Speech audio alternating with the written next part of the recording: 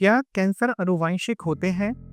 बहुत से patients OPD में आते हैं जो पूछते हैं, डॉक्टर साहब मुझे कैंसर है तो मेरे परिवार में किसी और को तो नहीं हो जाएगा, या फिर परिवार में किसी और को कैंसर है तो मुझे तो नहीं हो जाएगा। आइए आज इसी पे चर्चा करते हैं।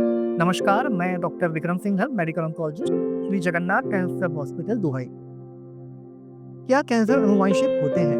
देखिए, जो कैंसर होने का मुख्य कारण है वो एनवायरमेंटल है।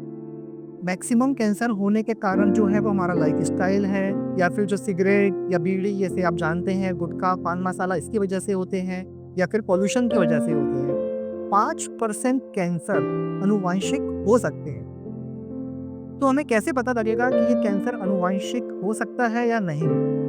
सबसे पहला, एज। देखिए, नॉर्मली जो भी कैंसर्स होते हैं वो 50 की एज के बाद होते हैं। 50 में, 60 में, 70 में, जैसे हमारा ब्रेस्ट कैंसर है, कोलोरेक्टल कैंसर है, ये सब ओल्ड एज में होते हैं, 50 के बाद होते हैं। यदि किसी को कैंसर 20 की एज में हो रहा है, 30 की एज में हो रहा है, 40 की एज में हो रहा है, तो ऐसे कैंसर अनुवांशिक हो सकते हैं। Number 2, family history.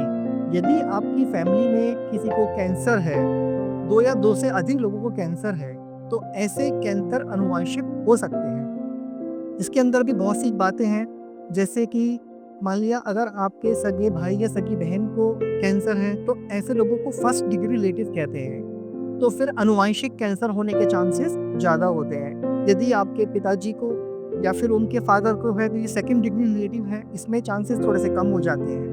इसमें एक बात और, यदि घर में 2 या 2 से अधिक लोगों को भी कैंसर है, लेकिन एक तरफ पिताजी की तरफ या एक तरफ माताजी की तरफ, तो वो नहीं है। अब एक तरफ की तरफ देखते हैं कि अगर पिताजी की तरफ 2 या 2 से 3 लोगों को कैंसर है, या फिर माताजी की तरफ 2 या 2 से 3 लोगों को कैंसर है, तो ऐसे कैंसर अनुवांशिक हो सकते हैं।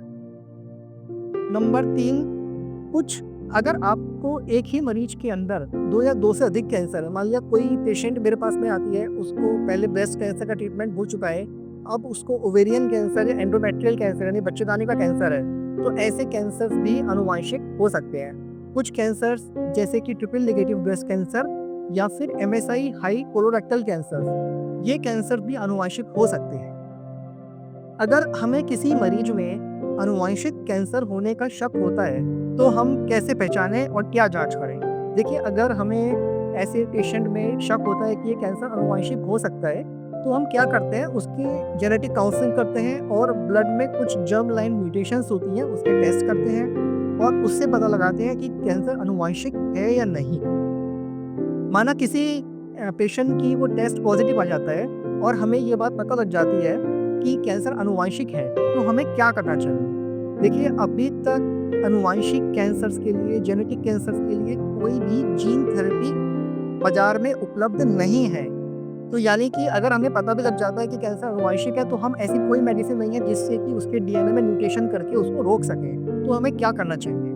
ऐसे में हमें पेशेंट की स्क्रीनिंग करनी चाहिए या क्लोज फॉलोअप करना चाहिए। मान लिया अगर मेरे को लग रहा है किसी पेशेंट को बड़ी आंतों का कैंसर है और उसकी फैमिली में वो कैंसर बहुत लोगों को है, तो ऐसे मरीज को मैं सलाह दूंगा कि आप हर 3-3 महीने के मेरे पास में आइए, हम उसको टेस्ट करेंगे, कोलोनोस्कोपी करेंगे, सीटी स्कैन करेंगे और कोशिश ये करेंगे कि जल्दी से जल्दी उस कैंसर को हम डायग्नोस कर सकें और उसका ट्रीटमेंट करके उसका क्योर कर सकें। धन्यवाद।